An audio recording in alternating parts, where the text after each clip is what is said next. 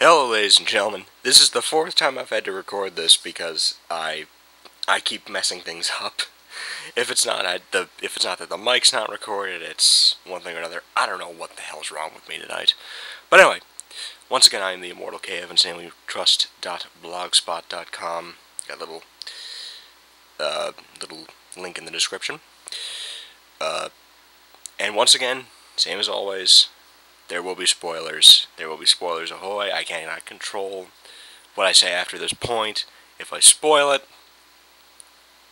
go watch the episode first before you watch this. So please, spoilers, cross this line. Do not cross this line. That's an excellent segue, actually.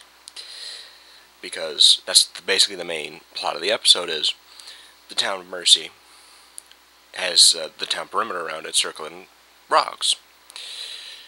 Anybody who crosses that limit usually gets basically gets shot by this gunslinger who's trying to find, and again, once again, spoilers, who's trying to find this scientist who's of the same alien species as him that turned him into this cyborg.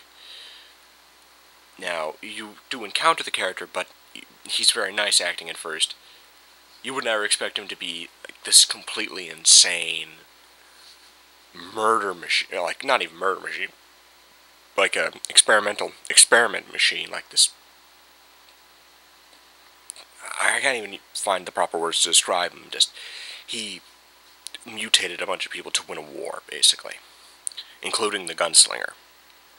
The gunslinger basically just wants revenge now, so he's traced him down to Earth, wants to kill him. And that's pretty much the first thing I really like about this episode, is how gray the villain or villains are. How big the gray area is. How, give me a minute. Like how the villains are they're not very black and white. It's kind of hard to tell whether they're good or bad. Once again, the villains I'm referring to are the gunslinger and the scientist, whose name I just completely forgot. This is why I always do it right afterwards, because I forget little details the sooner it goes by. Usually I usually do it like immediately after the credits stop. It's about 40 minutes past now, so forgive me if I'm a little scatterbrained this one. But the gray areas of the villains, excellent, very, very good. Loved that aspect of this episode. But the gray areas of the villains aren't the only really good thing about this episode. The other things are, I've kind of been mentioning as the thing's been going by this anger building up inside the Doctor, and where we thought we was going to go.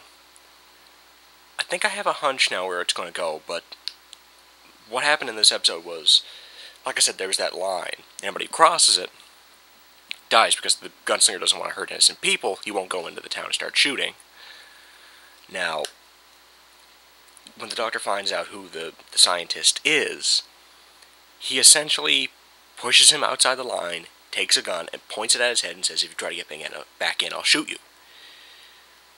That's a new side of anger for the Doctor. Like, we can all say that maybe, what was the episode? The Doctor's daughter. We've all, for those who have seen the end of that episode, know what I'm talking about. We all thought that was probably the angriest the Doctor would ever get, and the closest he would ever get to shooting somebody. Not quite. I do think that this episode actually, he does get a little angrier. Because while he's pushing him, he's yelling, and he's mad. Like, he is pissed off. He is very, very angry. And it does make for very good dramatic tension, because you really don't know what he's going to do. He's pointing the gun at the guy's head, and he's saying you're not going to do it. The Doctor cocks the gun and says, I honestly don't know. And that's another one of the things that really makes this episode good, is the tension and the evolution of the Doctor's anger. It really makes the episode really good. And so there's that, the gray areas of the air quote villains. What else is there? Well, the pawns, Amy and Rory, excellently used. They're the ones, specifically, excuse me, they're the ones who brought out. They're ones, not the ones who brought out. They're the ones who snapped the Doctor out of his anger and got him to bring the guy back in before he died. Amy specifically, but they're both there for moral support. Though I will admit, Roy just kind of seems like he's just around. He's just there for the kicks and giggles of it now. But that's aside the point, I suppose. But anyway, they are used very well. The other cast members in A Town Called Mercy, just the extras and the reoccurring characters that show up, are all very good as well. It's an excellent episode, basically. Just all around. Like, there's a few little hitches, but they're, aside from one, they're not that really worth mentioning. That one being the scientist who you encounter in the beginning is very good. And then when you find out how he's evil, he becomes very, very sadistic. And then he kind of becomes very back and forth. And then at the very end, he ends up killing himself. He ends up self-destructing his spaceship so he can pay his debt for all the people he mutilated. And when I actually say it like that, it does seem better, but it's very segmented. And it felt kind of odd, just the way it went. It makes sense, but it just felt kind of odd now that when I think about it. Again, it's something you have to see the episode about. But, no, very, very good episode. I was actually very pleasantly surprised with this episode because, well, actually, no, it wasn't so much like Dinosaurs where I didn't know what I kind of thought I was going to get something that was a lot worse than what it was. I thought this one was going to be pretty good. And I wasn't incorrect. It's just that it was really, really good.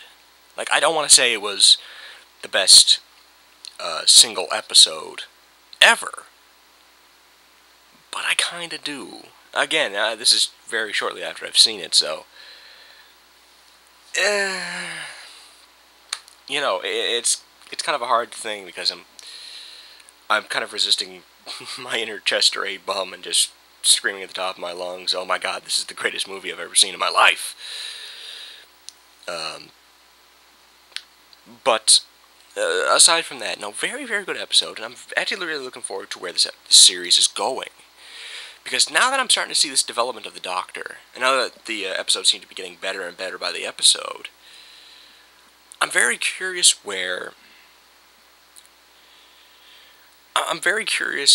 if this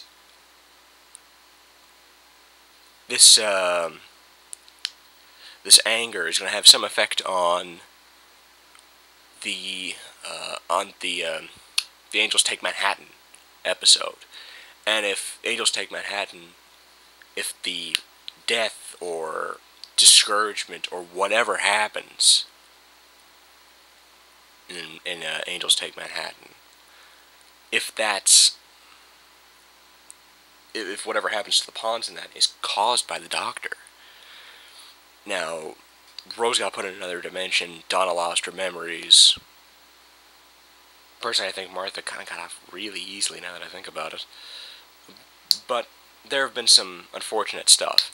The Doctor said it in Let's Kill Hitler, show me someone whose life I haven't ruined. And Amy Pond pops up. I think, I've heard one interesting theory about Amy Pond, which was that she's not real. That she's some kind of I'm not quite sure how to word it. She's some kind of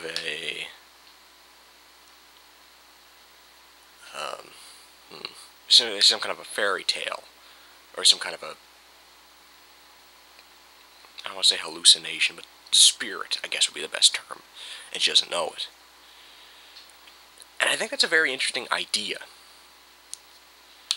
But, I do kind of think that this is going to result in possibly the death of either her or Rory. And I think it's going to be the Doctor's more so direct fault. And I'm very curious where that's going to go, and I'm very curious if that is the case, how this is going to have an effect on what happens with Oswin, what happens at the Christmas special, stuff like that. So I'm very intrigued at where this is going, and I know a lot of people say that a lot of people have been kind of half and halving on Series 7. Some people really don't like it, some people love it. So far, I'm loving it.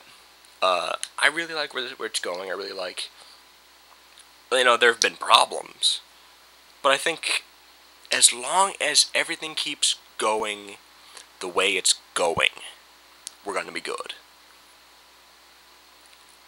If we keep going in this upward slant, we're going to be fine. And that's what I'm really liking about this season. Do I think it's better than season 6 so far? No. Because I really like having that one seasonal thread, that one seasonal plot. The Doctor dies in the first episode, Silence will fall, bada bing. That's what I'm really looking forward to.